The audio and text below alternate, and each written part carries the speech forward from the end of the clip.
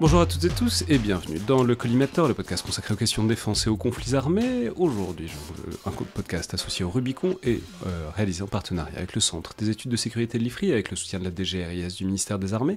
Je suis Alexandre Leblin et aujourd'hui pour ce nouveau épisode de Zone de Turbulence consacré à l'actualité américaine, états-unienne et washingtonienne, les trois pouvant être des sujets légèrement différents aujourd'hui, mais je pense qu'on va parler des trois. J'ai le plaisir d'être de nouveau avec Tara Varma, visiting fellow à la Brookings Institution, qui est donc l'un des think tanks washingtoniens les plus proéminents, notamment sur les questions internationales. Bonjour Tara. Bonjour Alexandre. Alors, il y a beaucoup de choses à dire en ce moment, parce que c'est des actualités qui peuvent être un peu séparées, mais qui en même temps peuvent se retrouver, se rencontrer. Alors déjà, je veux dire, on enregistre ça donc le jeudi 6 novembre, en début d'après-midi, heure française, on est le lendemain, voire le surlendemain des élections intermédiaires. Alors c'est une off-year, c'est pas des midterms, mais il y a eu quand même un certain nombre d'élections, notamment maire de New York, qui est celle qui a le plus capté la lumière. Il y en a eu un peu d'autres. On est aussi toujours au milieu d'un shutdown, c'est-à-dire n'ayant pas de budget, le gouvernement fédéral américain a mis la clé sous la porte, en tout cas pour le moment. Donc, dites-nous peut-être quelle est l'ambiance à Washington et dans ces milieux stratégistes avec ces actualités de politique interne, mais qui, j'ai commencé à le dire, peuvent avoir quand même des implications sur, disons, l'ordre des priorités de l'administration. Absolument, on est vraiment dans un moment étrange, donc c'est officiellement le plus long shutdown de l'histoire politique américaine. Donald Trump avait déjà brisé un record, cassé un record lors de son premier mandat. Il avait mis en place, conduit à un shutdown qui avait duré 35 jours, mais qui s'était finalement débloqué en janvier 2019. Là, on est officiellement à 36 jours maintenant, et sans perspective aucune, en fait, de règlement de la situation. Les républicains continuent de dire que c'est un shutdown organisé par le Parti démocrate et qu'il suffirait que le Parti démocrate vienne à la table des négociations et les choses se débloqueraient. Et les démocrates disent la même chose. Et on se retrouve un peu dans une situation où aucune des deux parties n'a intérêt, à vrai dire, à essayer d'apaiser les choses. Les démocrates ont maintenant pris une position plus forte qu'ils n'en avaient prise en fait depuis l'inauguration de Donald Trump en janvier 2025. Donc, et pour l'instant, leur base les soutient. Et le Parti républicain n'a pas envie, surtout Donald Trump, d'avoir l'air de céder aux démocrates. A fortiori maintenant, comme vous l'avez dit, où il y a eu en fait plusieurs victoires électorales cette semaine en faveur du Parti démocrate. Donc la mairie de New York qui a été couverte dans le monde entier, la victoire de Zoran Mamdani. Mais il y a aussi les postes de gouverneur dans le New Jersey et en Virginie, donc un État qui est vraiment limitrophe de Washington, où ce sont des deux candidates démocrates qui ont gagné, qui ont toutes les deux, d'ailleurs, c'est intéressant, un profil en relations internationales, affaires stratégiques. Et La une ancienne gouverneure de la CIA, donc on peut dire tout de suite, il y a le truc un peu marrant qui est de, bon bah voilà, les démocrates ont des victoires électorales, ont-ils trouvé la solution en termes de candidats? Bah d'un côté ils ont un socialiste, un démocrate socialiste immigré, et de l'autre ils ont une ancienne de la CIA qui gagne dans un milieu, disons, périurbain en Virginie. Donc disons, il n'est pas sûr qu'on puisse en tirer une recette immédiate tout de suite, quoi. Non, mais c'est aussi que le Parti démocrate, c'est un parti vraiment immense, tout comme le Parti républicain, avec une quantité de vues vraiment diverses.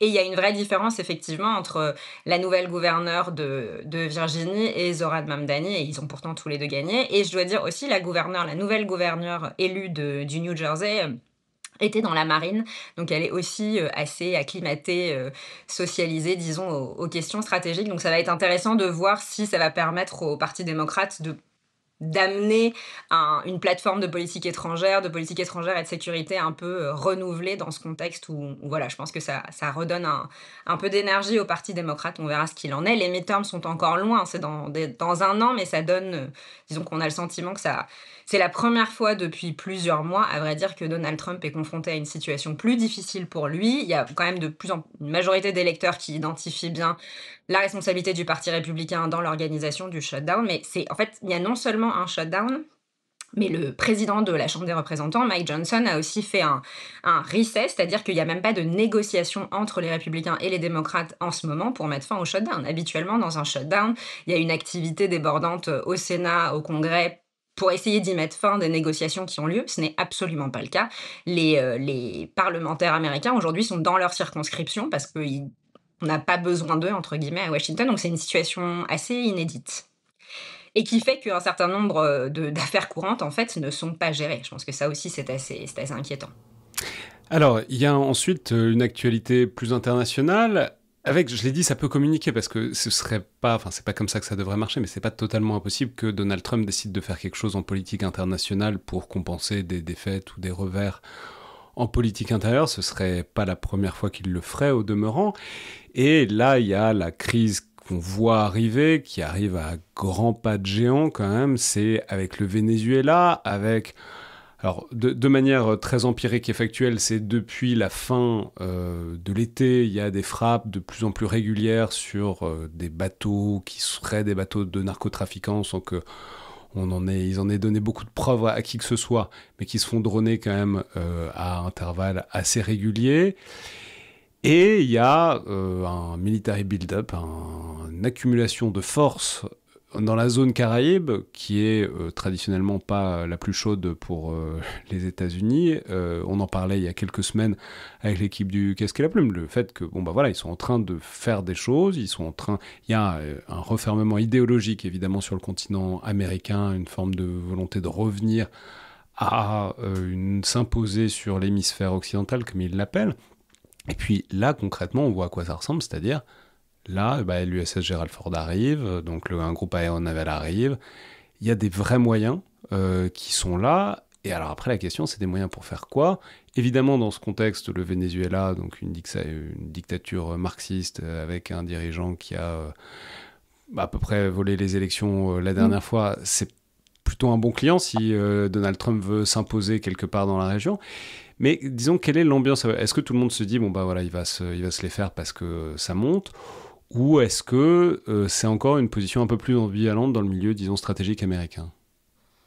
Alors je dirais que c'est les deux, et peut-être pour faire référence à votre introduction, il y a un excellent papier dans Foreign Affairs qui avait été publié par Elizabeth Saunders, justement sur les velléités impériales à l'étranger d'un président qui aurait des velléités impériales sur son propre pays et généralement étant confronté à des difficultés électorales ou politiques telles qu'on le voit là maintenant, il serait d'autant plus tenté de conduire des opérations militaires un peu extravagantes, exubérantes, qui ne feraient que renforcer son sentiment d'être contraint à l'intérieur et donc de vouloir agir à l'extérieur. Elle avait écrit ce papier il y a plusieurs mois, je dirais au printemps 2025, qui était vraiment un papier excellent sur cette nouvelle présidence impériale et j'encourage vraiment les auditeurs à le lire parce que malheureusement, ce qu'elle a décrit il y a quelques mois est en train de se dérouler. Le Venezuela est un premier exemple de cela. C'est vraiment, c'est la cible principale à la fois évidemment de Donald Trump lui-même qui en parle beaucoup et qui poste régulièrement sur les réseaux sociaux là-dessus et de Pete Hegseth, le secrétaire à la défense. Il est quand même question parfois d'une invasion militaire. Donc là, Pete Hegseth, la semaine dernière, disait qu'il maîtrise la zone maritime donc de la mer des Caraïbes et donc maintenant il faudrait tout simplement qu'il maîtrise le terrain directement sur terre. Donc c'était assez inquiétant. Après, ils font des déclarations qui sont quand même à la fois un peu précises et un peu floues. On ne sait pas exactement quel est l'objectif derrière, mais il y a déjà plus de 60 personnes qui sont décédées dans ces frappes de bateaux dans les Caraïbes. Il y en a 2 qui ont survécu au mois d'octobre et qui ont dû être secourus par l'armée américaine. Comme vous l'avez dit, il y a un porte-avions, le Gerald R. Ford, qui est maintenant dans les eaux des Caraïbes. Il y a des navires d'assaut amphibies. Enfin, il y a des sous-marins qui sont en train de circuler. C'est assez étonnant, plus de 10 000 soldats qui ont été envoyés dans la région et une base maritime à Porto Rico, la base Roosevelt Roads, qui était totalement abandonnée depuis 20 ans, qui est en train d'être réutilisée désormais. Donc c'est vrai qu'on voit un certain nombre de signaux qui sont assez inquiétants, à la fois Hegseth et Trump ont évoqué l'idée de renverser le gouvernement de Maduro. Donc là aussi, on est en train d'essayer de comprendre s'il y a bel et bien une doctrine Trump en matière de politique étrangère et de sécurité.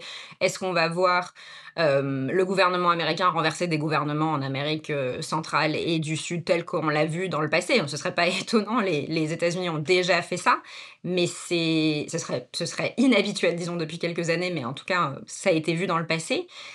ils n'ont pas l'air de se cacher de ces objectifs-là. En tout cas, de se dire, on considère le Venezuela vraiment comme un adversaire des États-Unis et on fera tout ce qu'il faut pour les mettre de côté. Ils évoquent beaucoup le fait que Maduro a volé les élections l'année dernière et que le Venezuela est un ennemi, clairement, un adversaire clairement identifié des États-Unis. On sait que le Qatar, donc Russie, Chine, Iran, Turquie, Qatar, soutiennent aussi un petit peu le Venezuela, mais a priori le Qatar, ce qu'on dit à Washington, c'est que le Qatar servirait de médiateur entre Caracas et Washington pour essayer d'apaiser un peu les tensions. Mais pour l'instant, on ne voit pas du côté de Washington les tensions s'apaiser du tout. C'est quand même, c'est un cas d'espèce intéressant. Le Venezuela, c'est pas grand-chose par rapport à l'armée américaine. En même temps, enfin, je veux dire, ils ont, je crois, un sous-marin qui marche mal, donc c'est pas, ils vont pas opposer quelque chose de très, très radical. En même temps, ils ont aussi des batteries de S-300 russes, ce qui peut être un peu plus pénible. En même temps, c'est aussi un grand pays, donc c'est pas, ils vont pas refaire le coup de la grenade 83, qui est un peu le gold, enfin l'étalon, le maître étalon pour une intervention militaire dans les Caraïbes. Ça va pas se faire aussi simplement que ça, surtout si en plus ils veulent faire un changement de régime, si en plus ils veulent assurer une transition politique, ce qu'ils sont censés plus vouloir faire. Hein. C'est exactement là-dessus, contre ça, que Donald Trump s'est fait élire, en particulier la première fois. Donc c'est quand même extrêmement problématique. Et se pose effectivement cette question des soutiens étrangers, parce que, alors il y a d'autres pays dans la région, il y a le Cuba, il y a le Nicaragua qui sont assez proches, il y a la Colombie qui est pas franchement, qui est plutôt relativement proche, qui est aussi un très grand pays, il y a le Mexique qui verrait pas forcément ça d'un très bon œil, il y a le Brésil aussi, enfin il y a quand même un certain nombre de pays qui peuvent opposer une certaine résistance directe ou indirecte à aux velléités impérialistes trumpiennes, donc ça pose quand même des questions assez profondes sur est-ce qu'ils vont vraiment vouloir mettre le paquet? Et s'ils veulent vraiment mettre le paquet, est-ce qu'ils comprennent dans quel genre de chantier ça emmène, quoi? Alors, vous avez évoqué Cuba et Nicaragua, qui sont les deux alliés principaux, à vrai dire, du Venezuela. Et il y a une vraie inquiétude, effectivement. Si les États-Unis procèdent à une invasion militaire du Venezuela en vue de renverser le gouvernement vénézuélien, il n'est pas impossible que, si jamais cette opération fonctionnait, était un succès, et la manière dont le succès est défini reste à déterminer, mais effectivement, il ne serait pas impossible d'envisager que le gouvernement américain procède de la même manière à Cuba et au Nicaragua. Donc ça pourrait créer un précédent extrêmement dangereux. La Colombie aussi a été vraiment l'objet d'invectives trumpiennes assez fortes au début de la présidence Trump 2. On verra comment les choses se développent là. Donald Trump a quand même admis publiquement qu'il avait autorisé des opérations clandestines. Alors, je sais pas, il y a un oxymore là, j'imagine, caché quelque part, mais contre le Venezuela, avec des opérations létales a priori autorisées contre Maduro lui-même et un certain nombre de membres du gouvernement vénézuélien, et qu'il y a pareil, des opérations sur le territoire vénézuélien que la CIA serait autorisée à conduire directement, autorisé par Donald Trump. On ne sait pas exactement ce qui se cache derrière. Déjà, le fait même que ça a été admis par le président, c'est là aussi inédit, c'est sans précédent et ça démontre une espèce, voilà, un changement d'attitude, je dirais, assez étonnant. Par ailleurs, en contradiction totale, évidemment, avec son objectif de faire la paix par la force, puisque là, on n'est plus du tout dans la paix. On serait dans une invasion militaire, dans une guerre déclarée contre un autre pays. Ce qui a été l'occasion par ailleurs d'un trait d'humour tout à fait appréciable du ministre des Affaires étrangères, je crois, vénézuélien, qui disait « Ah bon, maintenant la CIA est autorisée à opérer clandestinement en Amérique latine ». C'est vrai que c'est assez comique quand on voit le passé de la seconde moitié du XXe siècle. L'idée qu'on pourrait lâcher la CIA sur l'Amérique latine, bon, c'est pas exactement une nouveauté. Mais aussi, comment est-ce que c'est reçu, disons, dans l'establishment au sens large washingtonien? Alors je pense qu'on peut dire que c'était pas a priori sur la liste de course de tout le monde, y compris les républicains, y compris les plus faucons des faucons, d'aller envahir un pays d'Amérique latine pour faire du changement de régime. Voilà, est-ce qu'il y a quand même, disons, j'allais dire des idéologues, mais en tout cas, dans ce monde des think tanks proto-trumpiens qui réémergent, qui prennent l'importance, est-ce que, disons, il y a une volonté, un désir de mettre en place une sorte de justification, une sorte de récit derrière tout ça?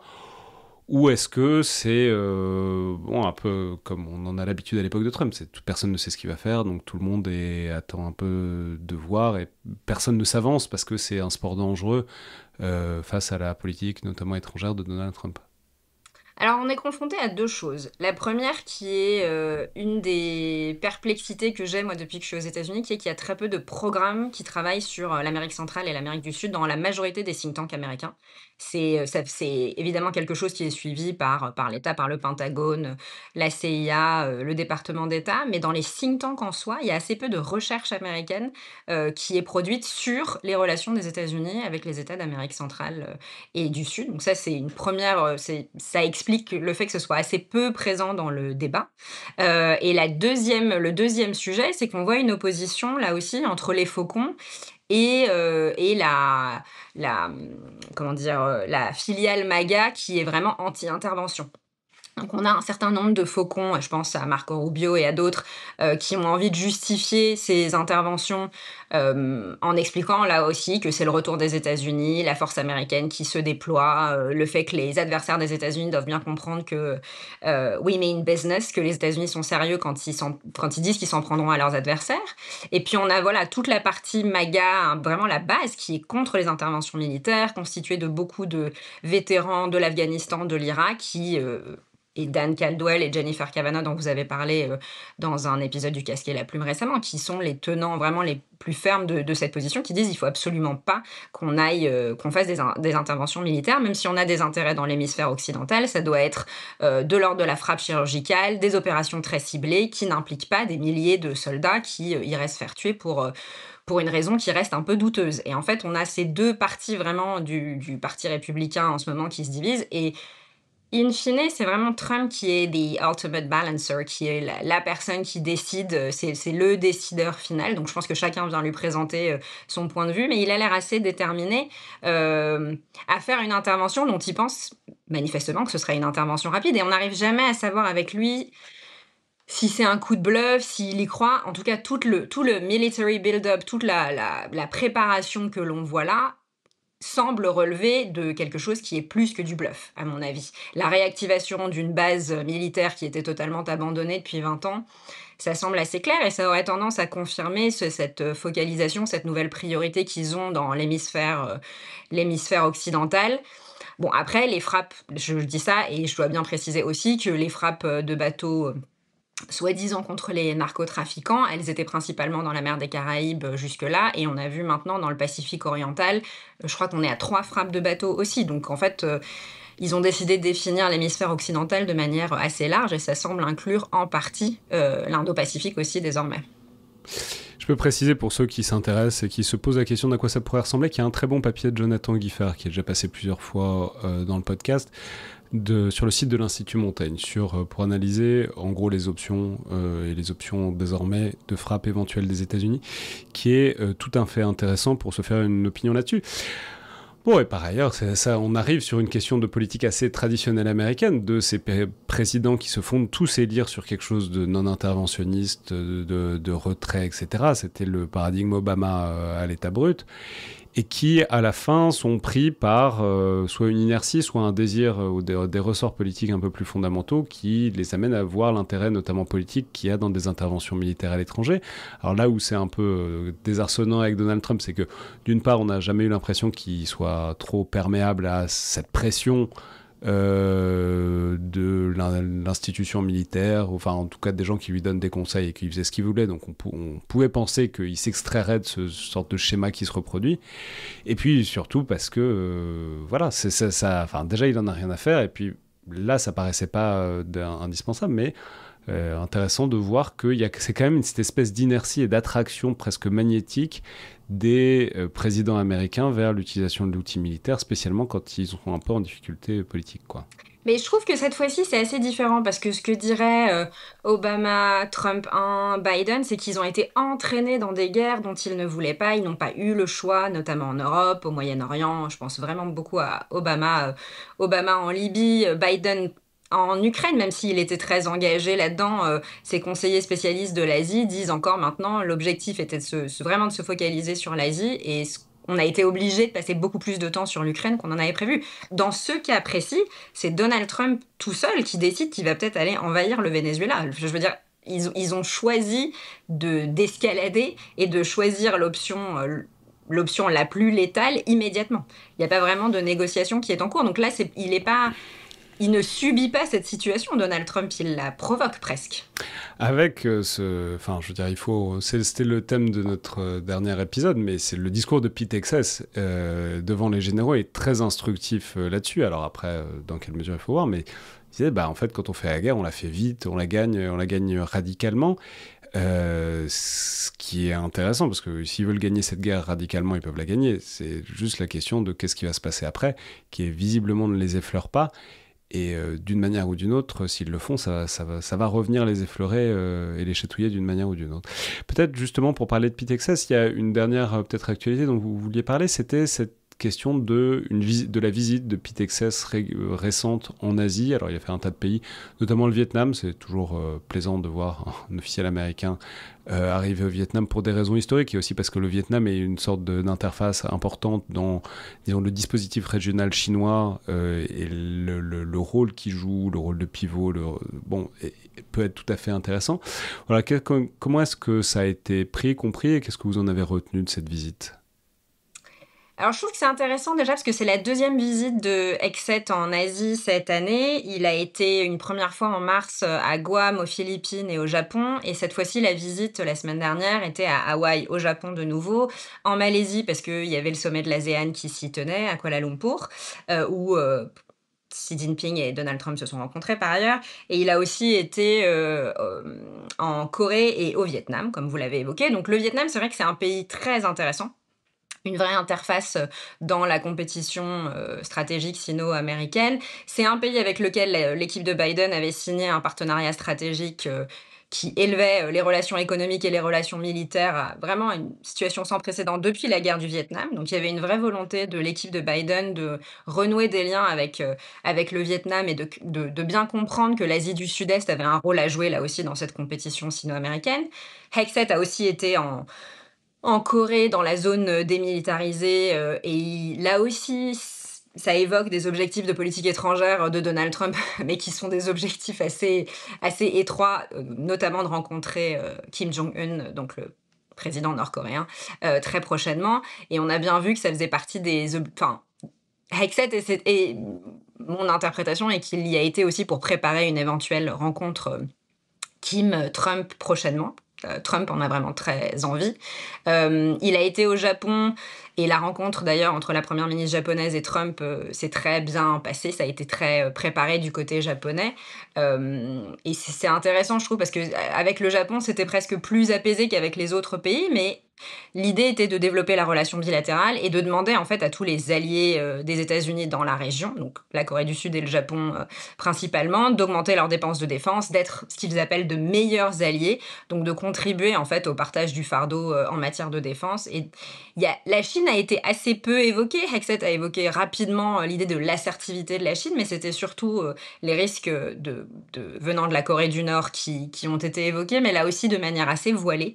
Et donc, à un moment donné où on essaye de comprendre où va la relation sino-américaine, à quel point la Chine est toujours un objectif, enfin, le fait de placer la compétition stratégique avec la Chine dans les priorités, on essaye de comprendre à quel point c'est important pour l'équipe de Trump. C'est intéressant de voir Hegseth qui y va une deuxième fois et qui fait une vraie tournée asiatique là.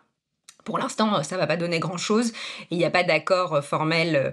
Il y a eu des accords commerciaux qui ont été signés, mais on est vraiment encore là aussi dans une logique totalement asymétrique, avec une demande très forte de la part des États-Unis envers les pays alliés et partenaires, avec assez peu de compromis venant des États-Unis eux-mêmes. Il y a un moment donné où ces accords asymétriques, en fait, ils vont plus fonctionner. Donc voilà, je trouve que c'est intéressant. C'est une visite mi-figue, mi-raisin, mais je pense que pour les alliés et les partenaires des pays asiatiques, ça démontre un intérêt quand même des États-Unis pour la région, à un moment donné où cet intérêt est questionné. Et peut-être c'est aussi l'occasion de parler effectivement de cette rencontre entre Trump et Xi Jinping qui a eu lieu à l'occasion du sommet de l'ASEAN, qui a été à la fois très construite à l'avance et en même temps très courte, c'est 45 minutes. 45 minutes, alors ça peut avoir l'air long, la preuve qu'on peut dire des choses en 45 minutes, mais en fait, dans un format comme ça, avec des interprètes, etc., de la vie générale, en fait, il ne se passe pas grand-chose en 45 minutes. Voilà, comment est-ce que vous comprenez, comment est-ce que ce geste-là est compris sur fond de guerre commerciale plus ou moins posée, enfin bon, qui reste toujours en arrière-fond.